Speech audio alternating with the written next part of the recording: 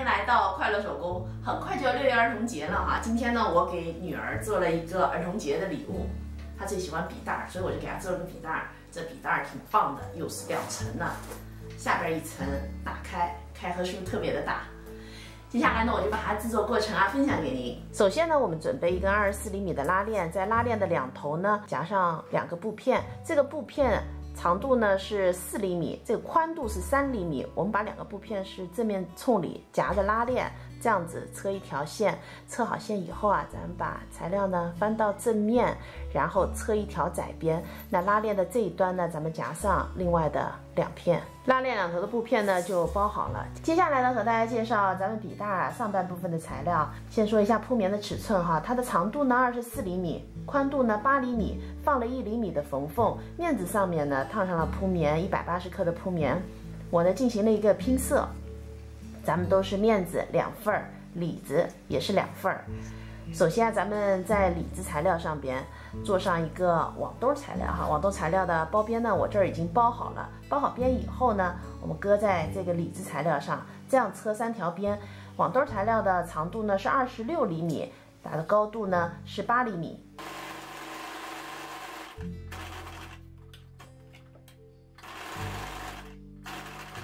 网兜材料车好以后呢，咱们拿出拉链，拉链的正面和面子正面呢，咱们把相对，中心点呢给它对齐，然后盖上这个里子材料和网兜哈。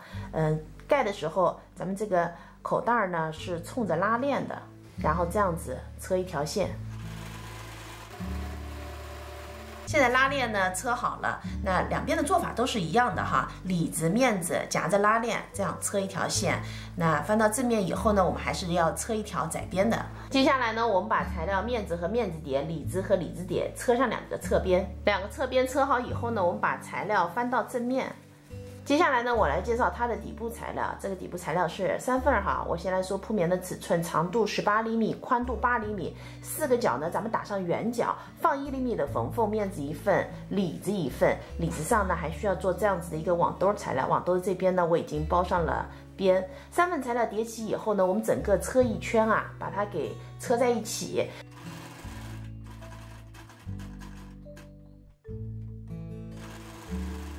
底部材料组合好以后呢，我们拿出上半部分哈，我们把材料呢这样搁进去，网兜是冲外的哈，我们整个车一圈。和大家说一下哈，因为这个圆弧是没法表述的哈，咱们整个一圈的长度就是这个底部这一圈的长度。现在这个底呢，我就合上了哈，咱们这个毛边先不要修哈。接下来和大家介绍的呢是侧边的材料，那侧边的里子面子上面都烫了180克的铺棉哈。说一下铺棉的尺寸，这个长度呢是37厘米，宽度2厘米，然后放1厘米的缝缝。这个铺棉的长度8厘米，宽度呢3.5厘米。咱们还需要一根39厘米长的拉链。首先呢，我们把拉链夹在中间，这样子车一条线。现在呢，我们把材料翻到正面。然后在正面的这儿呢，车一条窄边。窄边车好，下面呢，我们拿出刚才介绍这个短的材料，正面呢和正面相对，我们夹住刚才做的这个材料，然后这儿车一条线。那这边呢，我们夹住材料的另一端也给它车上。2端车好以后呢，我们把这个材料翻到正面，翻到正面以后是这样子的哈。接下来和大家介绍的是底部的材料。面子1片，里子1片，铺棉的长度呢18厘米，宽度8厘米，4个角呢打上圆角。这份材料的尺寸呢和这个底部的大小是一样的哈。